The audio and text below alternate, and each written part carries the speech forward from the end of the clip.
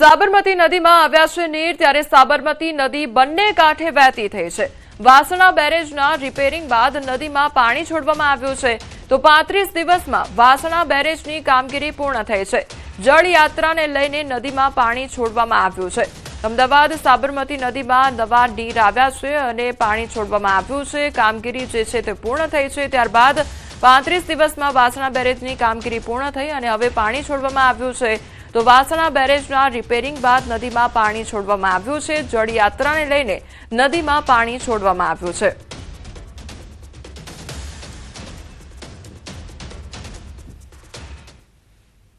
અમદાવાદની સાબરમતી નદીમાં નવા નીર આવ્યા છે અને સાબરમતી નદી ફરી એકવાર બે કાંઠે વહેતી થઈ છે। એ સીધા દ્રશ્ય હું સાબરમતી નદીના આપને બતાવવાનો પ્રયાસ કરીશ। હાલ આપ જે જોઈ શકો છો કે ફરી એકવાર પાણીથી છલોછલ બે કાંઠે વહેતી સાબરમતી નદી જોવા મળી રહી છે। એ ભૂદરનો આરો પણ હું આપને બતાવીશ। જે રીતે જળયાત્રા ભગવાન જગન્નાથજીની નીકળવાની છે, આગામી 29 તારીખે જે છે આ જળયાત્રા નીકળવાની છે, તે પૂર્વે આ નવા નીર છે સાબરમતી નદીમાં જોવા મળી રહ્યા છે। જળયાત્રાની જો વાત કરવામાં આવે તો ભગવાન જગન્નાથજીના નિજ મંદિરેથી હાથી અને યજમાનો સાથે, ભક્તો સાથે જળયાત્રા નીકળતી હોય છે અને ભૂદરના આરે પહોંચી અને 108 કળશમાં સાબરમતી નદીના નીર ભરવામાં આવે છે અને એ નવા પાણીનો જે જળાભિષેક જે છે તે ભગવાન જગન્નાથજી અને ભગવાન પર કરવામાં આવતો હોય છે। એ જળયાત્રાને લઈને અત્યારે સાબરમતી નદીમાં પાણી છોડવામાં આવ્યું છે અને તેના કારણે સાબરમતી નદી બે કાંઠે વહેતી જોવા મળી રહી છે। ગત એપ્રિલ મહિનામાં સાબરમતી નદીને ખાલી કરવામાં આવી હતી। જે પ્રકારે વાસણા બેરેજના જે દરવાજા છે તેના રિપેરિંગના કામગીરીને લઈને આ સાબરમતી નદી ખાલી કરવામાં આવી હતી। 35 દિવસની એ કામગીરી જે છે તે પૂર્ણ થઈ છે અને તેના કારણે હવે સાબરમતી નદીમાં નવા નીર જે છે તે છોડવામાં આવ્યા છે અને તેના કારણે હાલ સાબરમતી નદી બે કાંઠે વહેતી જોવા મળી રહી છે। કેમેરામેન હિરેન શાહ સાથે સંજય ટાંક, ન્યૂઝ 18 ગુજરાતી, અમદાવાદ। સમાચારમાં આગળ વાત કરીશું મુંબઈમાં થયેલ વરસાદ વિશે।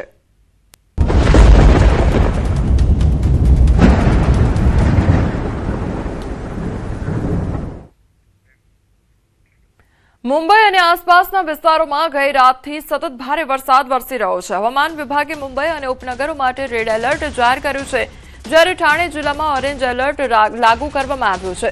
પાલઘર જિલ્લામાં પણ રેડ એલર્ટ આપવામાં આવ્યું છે। કલ્યાણ, ડોંબિવલી, કરજત અને નેરલ વિસ્તારોમાં મુશળધાર વરસાદને કારણે જનજીવન પ્રભાવિત થઈ ગયું છે। આગામી કલાકોમાં ગાજવીજ સાથે 41 થી 61 કિલોમીટર પ્રતિ કલાકની ઝડપે પવન ફૂંકાવાની શક્યતા છે। તો છેલ્લા 24 કલાકમાં શહેરમાં 3 ઇંચ, પૂર્વ ઉપનગરોમાં 3.43 ઇંચ અને પશ્ચિમ ઉપનગરોમાં 4 ઇંચ વરસાદ નોંધાયો છે। મુંબઈમાં ચોમાસાએ આખરે પોતાનો સાચો રંગ બતાવવાનું શરૂ કરી દીધું છે।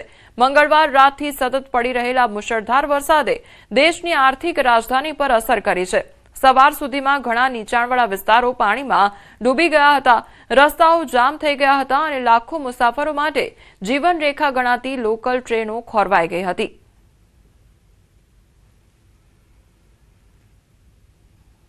रात भर यहाँ पे जल भरा हो रहा है, रात से बारिश हो रही है। आप देख सकते हैं ये नाला सोपारा का तुलेंज एरिया है और ये यहाँ पे पुलिस स्टेशन भी है। यहाँ पे आप देख सकते हैं ये मैनेजमेंट है, ना रिक्शा है, ना ऑटो, ना बस है टाइम पर।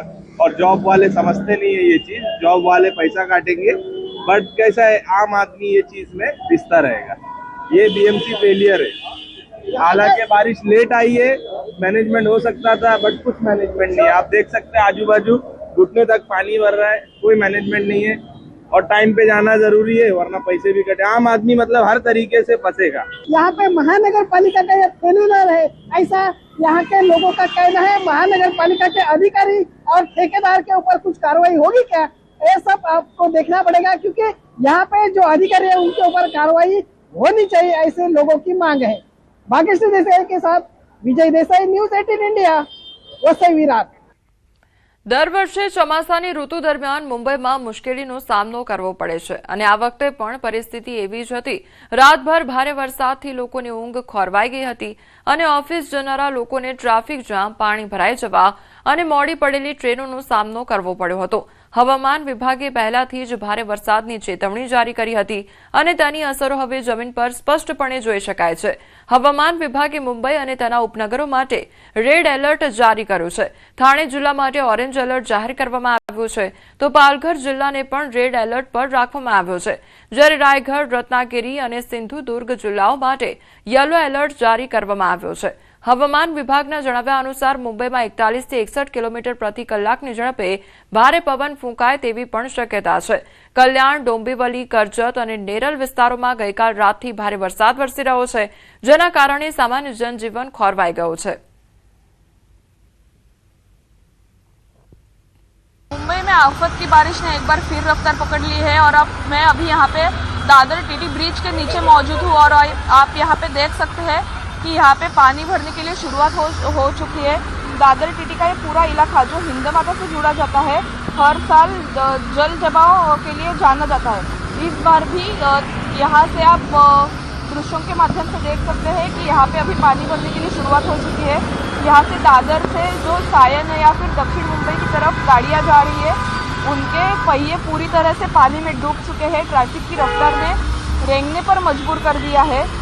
दोपहिया वाहन चालकों के लिए तो ये यहाँ से निकलना थोड़ा सा मुश्किल होता जा रहा है और मुंबईकरों के लिए ये परेशानी नई नहीं है, लेकिन हर साल करोड़ों रुपए ड्रेनेज सिस्टम और पंपिंग स्टेशन पर खर्च करने के बाद भी पहली ही जोरदार बारिश में दादर टीटी का हालत प्रशासन की तैयारी पर गंभीर सवाल खड़ा कर देती है.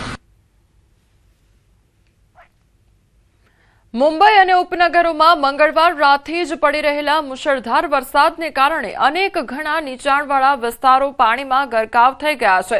ઠાણે, અંધેરી, કિંગ સર્કલ, દાદર, હિન્દુ કોલોની, ભાંડુપ, નવી મુંબઈ, વસઈ, વિરાર, નાલા સોપારા સહિતના વિસ્તારોમાં પાણી ભરાઈ ગયા હોય તેવા દ્રશ્યો પણ સામે આવ્યા છે.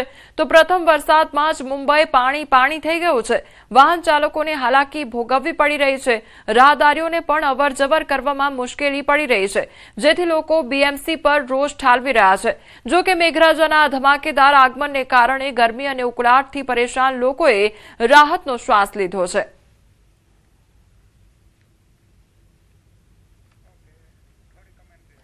તો મુંબઈની અલગ અલગ તસવીરો સામે આવી રહી છે કે જ્યાં મુંબઈ માયાનગરી જે જણાતું છે ત્યાં આગળ ઠેર ઠેર પાણી ભરાઈ ગયા છે. રોડ રસ્તા પર પાણી વહેતા થયા છે. તો જે વાહન ચાલકો છે તેમને હાલાકી વેઠવાનો વારો આવ્યો છે. તો સ્થાનિકોમાં ભારે રોષ પણ જોવા મળી રહ્યો છે. બીએમસીની પ્રી મોન્સૂન કામગીરીને લઈને લોકોમાં ભારે રોષ જોવા મળી રહ્યો છે, કારણ કે મુંબઈમાં દર ચોમાસામાં આ પ્રકારની જ પરિસ્થિતિ જોવા મળતી હોય છે કે જ્યાં ઠેર ઠેર પાણી ભરાઈ જતા હોય છે, જેના કારણે જે રાહદારીઓ હોય છે તેમજ વાહન ચાલકો હોય છે તેમને પસાર થવું મુશ્કેલ બનતું હોય છે, કારણ કે ઠેર ઠેર પાણી ભરાઈ જતા હોય છે.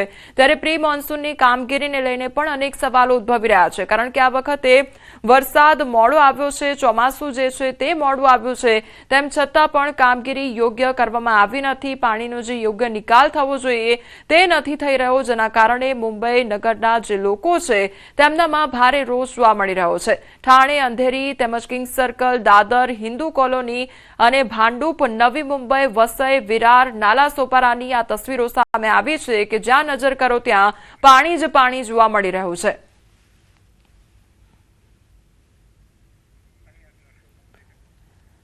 તો મહારાષ્ટ્રના શિરાળા તાલુકા અને ચાંદોલી ડેમના કેચમેન્ટમાં પણ ભારે વરસાદ જોવા મળ્યો છે. ત્યારે મુંબઈની અલગ અલગ તસવીરો સામે આવી રહી છે કે જ્યાં મુંબઈ અને ઉપનગરોમાં ભારે વરસાદનું રેડ એલર્ટ જારી કરવામાં આવ્યું છે. ગઈકાલ રાતથી જ અતિ ભારે વરસાદ ખાબકી રહ્યો છે અને હજુ પણ આગામી 24 કલાક મુંબઈમાં ભારે જોવા મળી રહ્યા છે. આગામી 24 કલાકમાં હજુ પણ ભારે વરસાદને લઈને આગાહી કરવામાં આપી છે અને અનેક વિસ્તારોમાં રેડ એલર્ટ પણ જારી કરવામાં આવ્યું છે. 61 કિલોમીટર પ્રતિ કલાકની ઝડપે પવન પણ ફૂંકાઈ શકે છે.